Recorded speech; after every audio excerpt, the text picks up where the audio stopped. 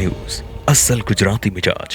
અમરેલી રાજુલામાં ભાજપ દ્વારા હર ઘર તિરંગા અભિયાન અંતર્ગત ભવ્ય તિરંગા યાત્રા નીકાળવામાં આવી હતી। ધારાસભ્ય હીરા સોલંકીના અધ્યક્ષસ્થાને આયોજિત આ યાત્રા રાજુલા શહેરના માર્કેટિંગ યાર્ડથી આહિર સમાજ ગેટ સુધી યોજવામાં આવી હતી। આ તિરંગા યાત્રામાં ભાજપના આગેવાનો, કાર્યકર્તાઓ, પોલીસ કર્મીઓ, શાળાના વિદ્યાર્થીઓ, અધિકારીઓ તેમજ પદાધિકારીઓ જોડાયા હતા।